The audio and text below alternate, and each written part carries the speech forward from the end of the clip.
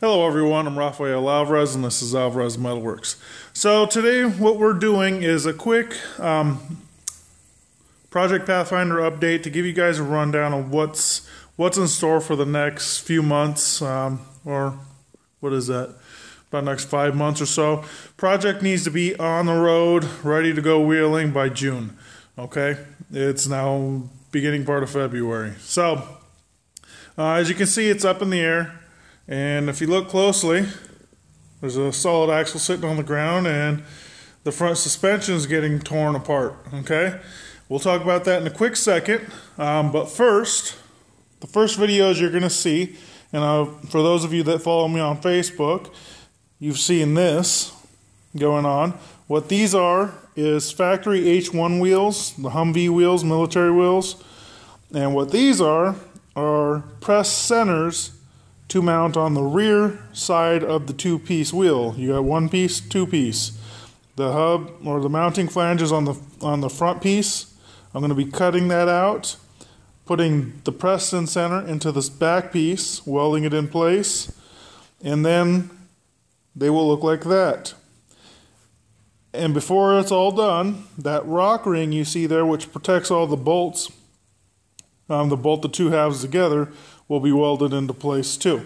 So anyway, that's a whole nother video, but it's actually going to be two videos, to be perfectly honest. One's going to be on how to build those wheels, and another one is going to be Nissan Pathfinder specific about those wheels, because I know a lot of you guys that are Nissan Pathfinder owners that are into four-wheeling and stuff like that are going to probably be curious about that when it comes to information as far as back spacing, tire size options, what will fit, what won't fit.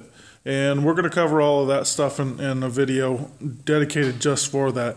But with that being said, what we have here on the ground is a Dana 44 out of an early Bronco. It initially had disc or drum brakes on it, so that's why there's nothing on here. It's just the actual housing.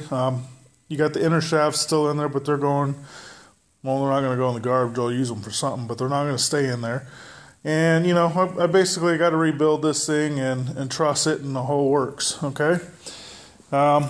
This front bumper is going to get pulled off. It's going to get highly modified. I got to get a winch put on there. I don't know if the winch is going to be on before June just because it's expense.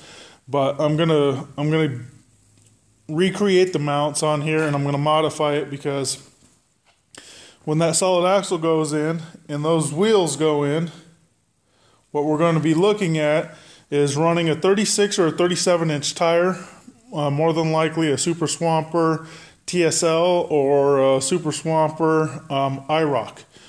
Either which one I go with, it's going to be a bias ply, and they're going to be in the size. They're going to be in roughly 36 to 37. You know, there's some variations depending on which tire I go with. Regardless of what the tire says on the sidewall, there's just some variations there, and they end up falling in between there somewhere.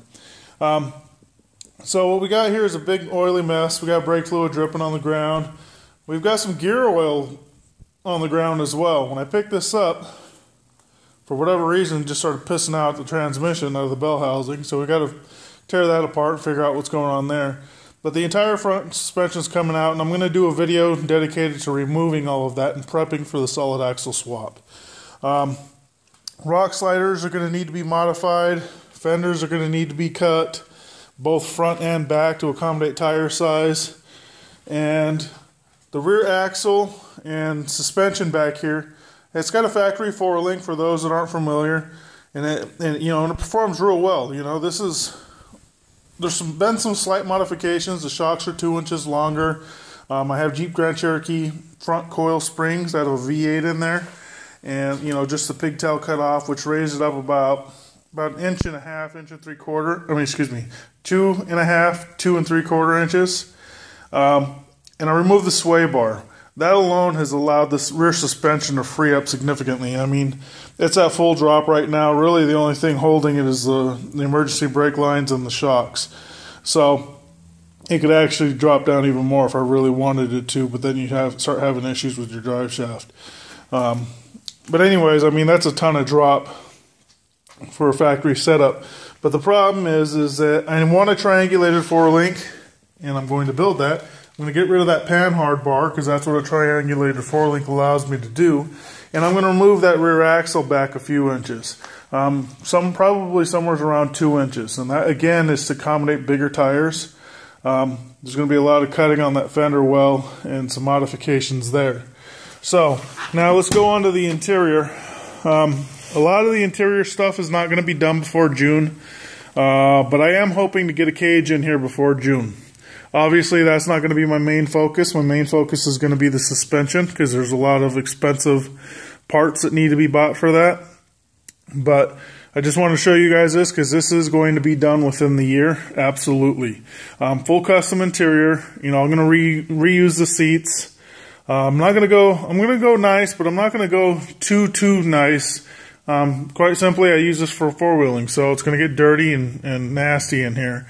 But I'm going to cage it, full custom dash, modify the door panels and things like that, make them look the way I want them to look, headliner, so on and so forth.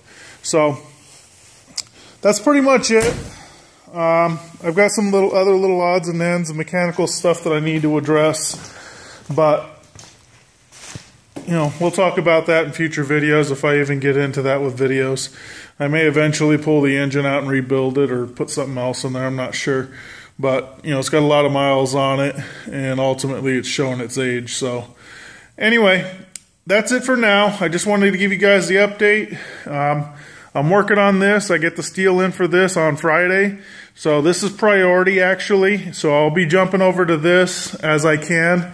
This one has to be done before April. So, I've got all the steel to finish that one up. So, stay tuned for videos on that.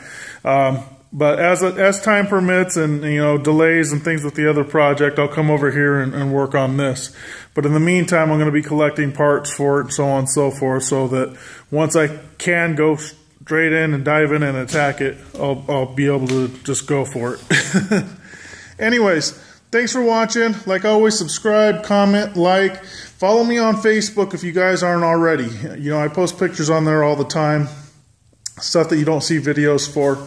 Also, check out RoarkSupply.com. Use coupon code METAL. That will give you 10% off anything that you order from them. That's my thank you to you for supporting my channel. And that's Roark Supplies. Thank you to you for also supporting my channel.